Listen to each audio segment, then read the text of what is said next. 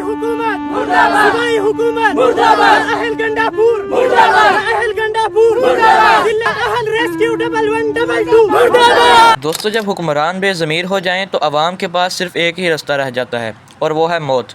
पिछले कुछ दिनों से एक सानहा हर टीवी चैनल सोशल मीडिया पर दिखाया जा रहा है कि हम कितने बेज़मीर हैं। सानहा सवात है, देखते ही पत्थर से पत्थर दिल भी पिघल जाए। एक ही ख़ानदान के 18 अफराद दरिया की बेरहम लहरों में बह जाते हैं, लेकिन हमारी हुकूमत सोई हुई थी।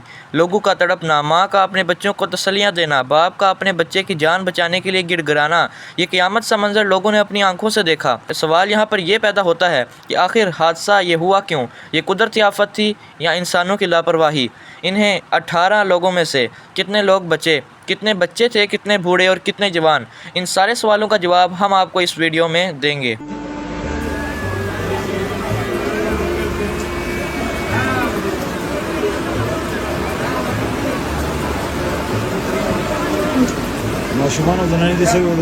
वाक़या 27 जून 2025 को पेश आया। जगह थी फ़िज़ा घाट सवात। एक ख़ानदान जो सैर तफरी के लिए सवात आया था, इसी दरिया के किनारे बैठकर नाश्ता कर रहा था। मौसम खुशगवार था, दरिया पुरसुकून था, मगर अचानक से एक सैलाबी रेला आता है जो इतना तेज़ और इतना खौफनाक था कि चंद ही लम्हों ने पानी ने उस पूरी फैमिली को घेर लिया।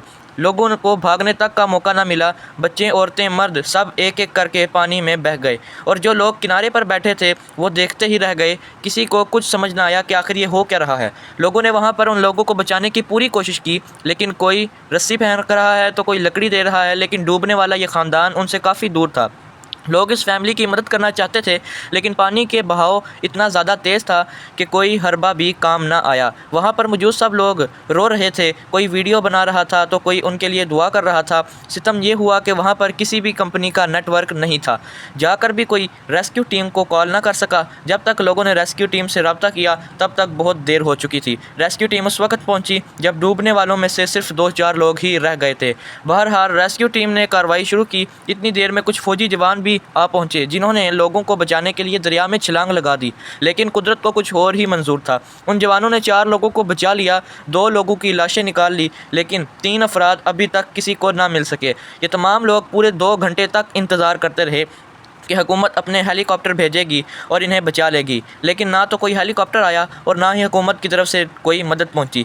जब लोगों ने तमाम लोगों के शहीद होने पर एहतजाज किया तो हुकूमत का कहना था कि यहाँ पर दफ़ा 144 पहले से ही नाफिज थी।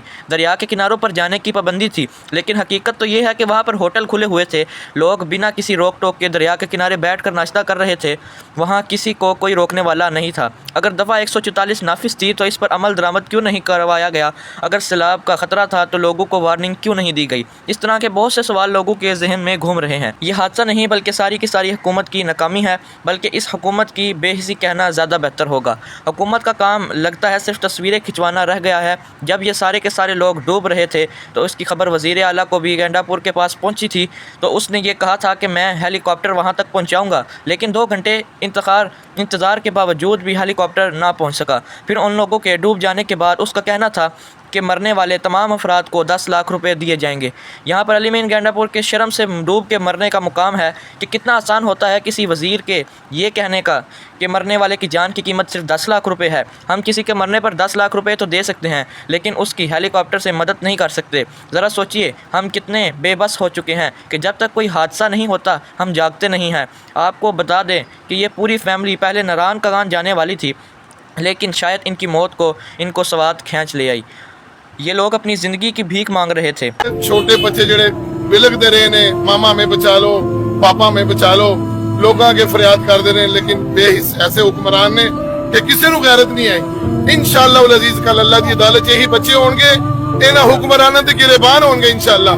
तो कहेंगे कि सानू केस जुर्म दी वजह नाल कत्ल किया गया, सानू केस दे हवाले किया गया। इंशाअल्लाह कल क़यामत ने हुक्मरान जवाब देने ते ग्राउंड खुश करने वास्ते हेलीकॉप्टर मिल सकदा इन्हां नूं, ते क्या वो मासूम बच्चों वास्ते हेलीकॉप्टर इस्तेमाल नहीं सी हो सकता? اس سارے واقعے کو دیکھ کر یہ پتہ چل رہا ہے کہ عوام کو حکومت کی طرف نہیں دیکھنا چاہیے، اپنی حفاظت خود کریں، کیونکہ حکومت صرف اپنا الو سیدھا کرنے کے لیے ووٹ لیتی ہے۔ حکومت ہم سے اس لیے ٹیکس لیتی ہے تاکہ وہ عوام کی جان و مال کی حفاظت کرے۔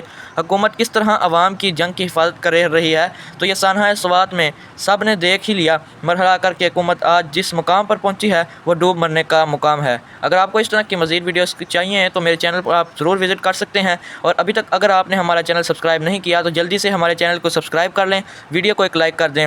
اللہ حافظ، تھینکس فار واچنگ۔